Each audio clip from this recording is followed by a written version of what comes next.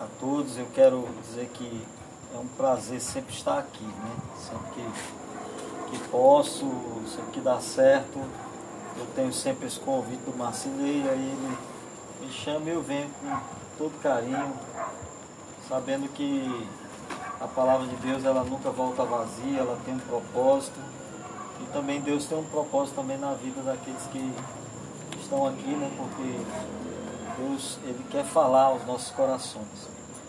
Eu escolhi uma palavra, está em Deuteronômio, capítulo 1, a partir do verso 1, se os amados puderem acompanhar, fiquem à vontade, podem acessar aí os seus celulares, abrir suas Bíblias, em Deuteronômio, capítulo 1, a partir do versículo 1.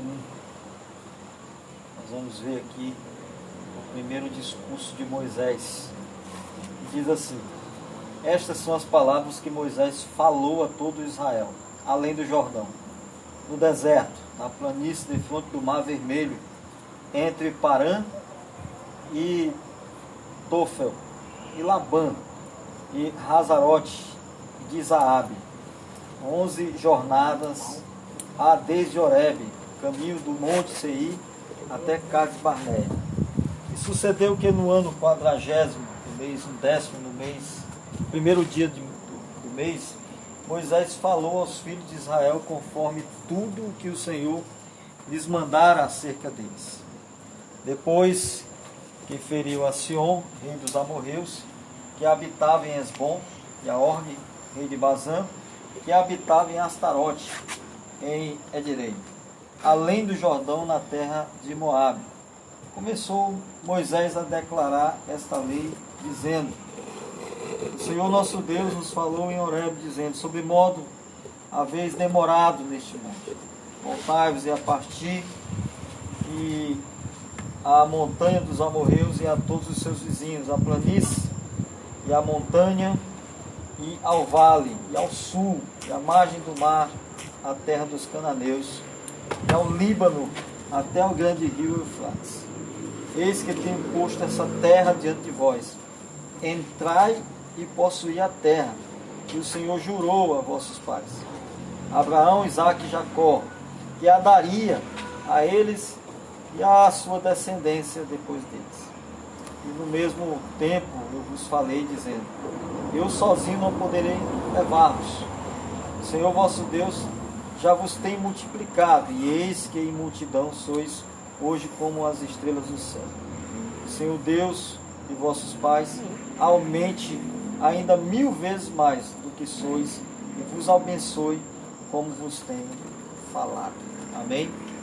Pai querido, Deus eterno, muito obrigado, Senhor. Desde já queremos te agradecer, Pai, por essa oportunidade, ser conosco nessa noite, que a tua palavra ela possa edificar os teus servos que aqui estão, para que possam se alimentar, e que assim, alimentando-se, possam receber aquilo que é bom, que é perfeito, que é agradável, que é a tua vontade, ó Deus, na vida de cada um. Que a tua palavra tenha efeito em seus corações, para que possam a cada dia fazer a tua vontade, Senhor. Muito obrigado por tudo, nos abençoa, nos alimenta, em nome de Jesus. Amém. Amém, queridos? Graças a Deus. Essas são as palavras, né, de Moisés, quando ele começa o seu discurso. Ele está terminando ali algumas vitórias, e aí depois ele vai chegar à beira ali, né, próximo àquele rio, onde atravessaria, e aí então iria passar para a parte da conquista da terra prometida. Lá no versículo 21 ao 30, a gente vai ver algumas instruções de Deus. Primeiro ele manda e faz com que aquele servo, aquele homem de Deus, mandasse alguns espias. Todo mundo conhece a história dos espias aqui, quando foram espiar a terra prometida. Eram 10, a gente sabe que 8 vieram com um relatório negativo, enquanto 2 chegou com um relatório positivo, né, que foi Josué e Caleb. E aí então essas palavras foram ditas por Moisés. Ele fala ao povo de Israel exatamente quando eles estavam ali à beira da terra prometida, né? E aí então Moisés vai mostrar o porquê que aquelas pessoas elas não conseguiram alcançar o que Deus prometeu. Vocês são missionários, vocês receberam esse título de Deus para um propósito. E a gente sabe que o maior propósito, nós como igreja, como missionário de Deus, é ganhar almas. Ele diz: ide por todo mundo e pregar o evangelho a toda criatura. Mas muitas vezes a gente não consegue fazer esse trabalho de uma maneira eficaz. Algumas coisas nos impedem. E é exatamente isso que Moisés vai tratar aqui, né? Porque naquele primeiro momento faltou disposição. Os espias foram lá, viram que havia alguns obstáculos, então eles disseram: nós não vamos conseguir, nós não temos força para poder estar enfrentando essa turma aí, porque tem muita gente grande, tem até gigantes no meio, muitos guerreiros armados, perigosos, nós não vamos conseguir. Quando a gente olha para a nossa realidade, que o nosso papel é esse, pregar o evangelho, a gente também pode ser que tenha essa mesma indisposição por conta dos obstáculos. Que obstáculos tem tomado a frente do trabalho dos missionários, por exemplo? Quais são os obstáculos? O que pode ser um obstáculo para um missionário chegar até alguém para pregar o evangelho?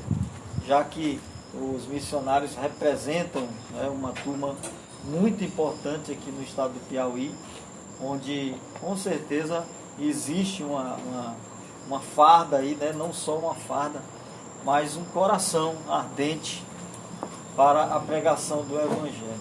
E a gente vai ver aqui que aquelas pessoas deixaram de conquistar aquela terra exatamente porque não quiseram entrar na terra. Não tiveram a disposição no primeiro momento, né? Será que nós não estamos perdendo as bênçãos por conta dessa falta de vontade de lutar contra as dificuldades que nos sobrevêm? A gente tem vários obstáculos, mas tem alguém que esse coloca vários obstáculos e sempre vai colocar, que é o próprio Satanás. Ele vai usar pessoas, ele vai usar situações exatamente para tentar desanimar a pregação dos missionários, a ida dos missionários até os locais mais remotos, né? E a gente sabe que às vezes o inimigo coloca alguma dificuldade, coloca algo que venha a ser, de certa forma, um impedimento. O povo de Israel deixou de entrar na terra prometida, e uma geração inteira, não foi só um pequeno grupo, mas toda uma geração não entra. Apenas Josué e Caleb vão entrar, porque eles tiveram uma visão positiva. Às vezes a gente tem as dificuldades na vida, mas a gente diz: a gente vai conquistar, a gente vai conseguir. É difícil? Mas nós não podemos parar. Nós precisamos continuar, apesar das dificuldades. Apesar das dificuldades. São tantas, e são tamanhas também. Houve a falta de disposição, houve também a rebeldia, porque Moisés, ele diz também que eles foram rebeldes, ou seja, eles foram desobedientes a Deus, e o Senhor, ele tem princípios, ele deseja que todos nós sejamos servos obedientes, para que a gente possa conquistar a terra prometida, para que a gente possa conseguir terminar a nossa jornada aqui nessa terra. A gente precisa andar e caminhar no caminho da obediência. Sem a obediência a gente não consegue nada. Às vezes a gente diz assim: eu queria conquistar tal coisa, mas não consigo. Mas às vezes você não está obedecendo às ordens. Às vezes talvez você não esteja cumprindo os princípios que Deus deseja que você venha estar cumprindo, né? Então a gente não pode se entregar a essas coisas que o mundo oferece, né? Quantas coisas, por exemplo, a gente sabe que pode ser um impedimento por conta da nossa rebeldia. Vou dar um exemplo. Honrar pai e mãe. Só um exemplo aqui, né? Honrar pai e mãe. É o primeiro mandamento com promessa, né? Está na palavra de Deus. Então aquele que honra pai e mãe, ele será bem sucedido. Por quê? Porque ele vai viver por longos dias e vai ter uma vida boa. Vai conquistar. Exatamente sobre isso que nós estamos falando. Eu, por exemplo, meu pai, eu tenho hoje 44 anos, mas se meu pai, eu já sou casado, não moro mais lá, mas se eu chegar e meu pai disser assim, senta ali naquele canto, eu vou tranquilo, eu não vou discutir, por conta daquilo que ele me ensinou em relação ao caráter de obediência aos pais. Mas também a gente entende que aquele que desobedece, não honra o pai e a mãe, o que acontece? Ele vai morrer cedo, ele vai deixar de conquistar muitas coisas.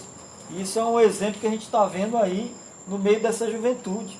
Quantos jovens não estão morrendo cedo hoje por conta da desobediência, por conta da rebeldia, por conta da falta da honra? Vou dar um exemplo também. Você que é crente, você que serve a Deus, você que já entregou sua vida a Jesus. Você, por exemplo, é dizimista? Vou dar só um exemplo aqui. Você é dizimista, você devolve aquilo que é de Deus. Porque lá tem uma promessa. E Deus vai dizer assim, ó, vocês podem provar de mim, se eu não vos abrir a janela do céu e derramar tantas bênçãos, que vocês nem terão de guardar. Mas, de outra maneira, quando você desobedece, o que acontece? O devorador vai entrar na sua vida. O devorador entra e ele vai comer, ele é comparado também como um gafanhoto, né? A gente sabe que o gafanhoto, quando ele entra com a nuvem ali, pode ter a plantação que tiver, ele é rápido, ele destrói. E na vida do crente, né, do servo de Deus, também não é diferente. Quando você desobedece ao Senhor em algumas coisas, você tem sanções ali, né, você tem consequências que vai, de certa forma, atingir a sua caminhada, né, na sua jornada, né, a sua trajetória. Outra coisa que atrapalhou aquele povo foi exatamente a murmuração. O que é murmurar?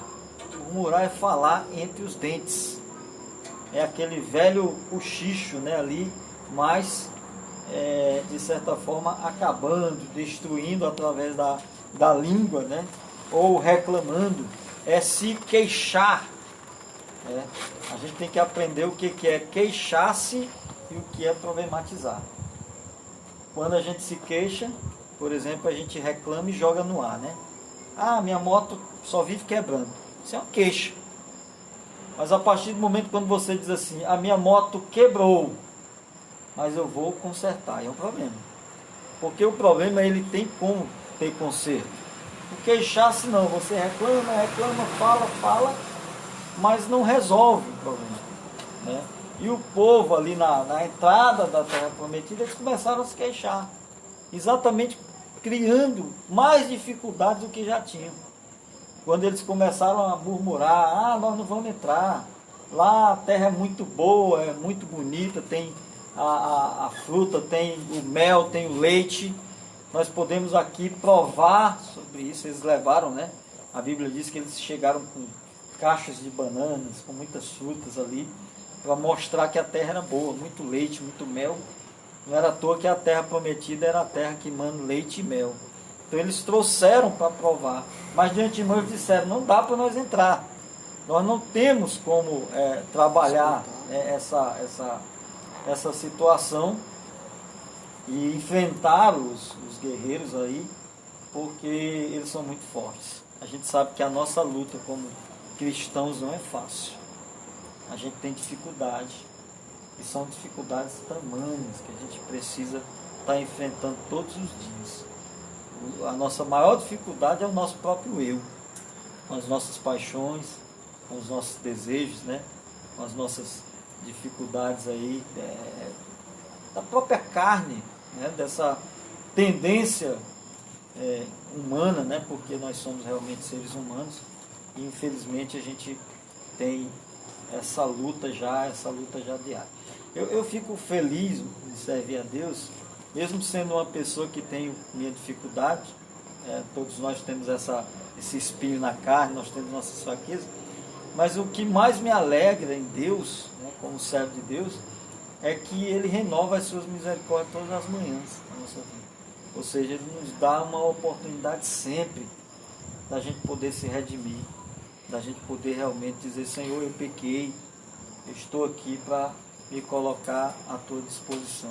E não sair murmurando, não sair falando mal, né? Às vezes a gente vai falar mal da igreja, vai falar mal dos líderes, vai falar mal, né, do próprio evangelho, né? Aqui, no caso de vocês, eu sei que vocês não fazem esse tipo de coisa, mas às vezes vai reclamar da moto, do próprio grupo, às vezes tem alguma coisa ali. E essa palavra, essa noite, vem exatamente para nós entendermos que as dificuldades existem, mas que a gente tem que ter, ao invés de murmuração, é um coração grato. É a alegria de poder servir, ter coragem para enfrentar, né? Josué e Caleb chegaram lá com as frutas, chegaram lá com o fruto da terra e disseram: lá tem gigantes. Os filhos de Anaquins, né? Eram gigantes, quase 3 metros de altura. Mas eles disseram: nós podemos enfrentar. Por quê? Porque eles não olharam para sua situação humana. Nós, como fracos, não podemos olhar para a nossa situação. Nós temos que olhar para Deus. Deus é quem é maior que nós. Ele é quem está à frente da batalha, é quem pode estar nos levando, né, diante dessas situações, né? Então eles murmuraram contra Deus. E quando se murmura contra Deus, está murmurando contra a própria vida. A própria vida. Porque é Deus quem nos ajuda, é Deus quem nos dá, né, força para continuar. Uma outra coisa que impediu também foi o medo. Eles ficaram com medo. E às vezes a gente tem medo também. E o medo é pecado. O medo é pecado. Por que é pecado? Porque a gente está dizendo que Deus não pode. A gente está dizendo, quando a gente tem medo, que Deus não está conosco. E Jesus, ele prometeu: eis que estarei convosco todos os dias, até o fim, até os dias finais eu estarei com vocês. Então ele dá essa promessa. Então quando a gente tem medo, nós não vamos fazer esse trabalho porque é perigoso, não vai dar para nós ir, e aí causa aquele medo, e aí a gente peca exatamente por conta dessa falta, né, de confiança, né, de confiança em Deus, né? Exatamente da falta de fé. A falta de fé é o que impede Deus agir, né, na nossa vida de uma maneira sobrenatural, né? E a gente precisa confiar exatamente nesse relacionamento com Deus, né? E quando a gente tem esse relacionamento com Deus, com certeza a gente constrói, né, essa confiança, e aí o medo já não existe mais em nós. Amém, queridos? Nós precisamos enfrentar, né, as dificuldades e ter toda a coragem, né, para que a gente possa continuar a nossa jornada aqui nessa terra. Nós ainda temos muita coisa para fazer nessa terra. Hoje nós estamos vivendo tempos difíceis. Hoje é um corre-corre danado, é muita correria. Se a gente for dividir o nosso tempo, a gente acorda cedo, vai trabalhar, tira um tempo para tomar um café, uns 15 minutos. Quando tem esse tempo? Quando tem, né? Aí você vai trabalhar 8 horas. Quando você trabalha 8 horas, você chega em casa, tem um tempo para chegar em casa, vai tomar um banho, vai jantar, senta um pouquinho na frente da TV, ou mesmo nas redes sociais, no celular. E aí então, quando você vai cuidar, que não, já acabou o tempo, já é hora de dormir, acabou a jornada diária. E aí a gente pergunta: cadê o tempo com Deus? Cadê o tempo com Deus? Por que as igrejas estão mortas? Porque falta o espírito de vida. A gente aprende na palavra de Deus que o Espírito Santo é o óleo que dá a vida, é o óleo que dá a luz, é ele que queima. E a igreja tem perdido essa luz, tem perdido essa vida exatamente por conta dessa falta nossa de tempo. Você só tem 10 minutos para Deus, então coloque isso como prioridade na sua vida. Billy Graham, ele diz que se nós tirarmos 15 minutos antes, né, do nosso trabalho, antes da nossa lida, antes da gente ir trabalhar, se a gente fizer isso, tirar 15 minutos por dia, pela manhãzinha cedo ali, na hora que acorda, você vai ver que muitas coisas vão mudar na sua vida. Muitas montanhas serão tiradas do lugar para que você venha passar.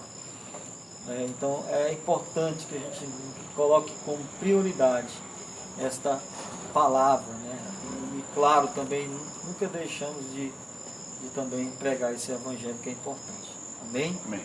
Deus abençoe a todos. Eu fico grato aqui por esse momento. Eu gostaria de orar por vocês, vocês missionários. Que Deus abençoe grandemente a vida de vocês. Pai querido, muito obrigado, Deus, por essa noite. Obrigado, Pai, pela Tua palavra pregada aqui. E ela nos sobrevenha, Deus, como um ânimo para as nossas vidas. Como um alimento, ó Deus, que venha também refrigerar nossa alma, Senhor Deus. Abençoa nesse instante, Pai, esse corpo de missionários. Que o Senhor Deus tenha planos e projetos maravilhosos para eles, ó Deus. Que o Senhor esteja cuidando deles, ó Deus, e traçando e dando sempre ferramentas para eles, para que eles possam assim alcançar muitas vidas, ó Deus. Protege, Senhor Deus, eles na estrada, no dia a dia, em cima dessa moto. Que o Senhor possa estar cuidando deles, das suas famílias também, da sua vida espiritual, da sua vida ministerial, também, Deus, da sua vida financeira, da sua vida sentimental. Pai, muito obrigado por eles, ó Deus. Que o Senhor esteja cuidando deles e das suas famílias. Amém. Obrigado, Pai, por essa oportunidade. Derrama todas as bênçãos sobre eles, sobre este ministério, sobre esse projeto, em nome de Jesus. Amém. Amém. Graças Agora eu gostaria que o irmão Oswaldo orasse por você aí.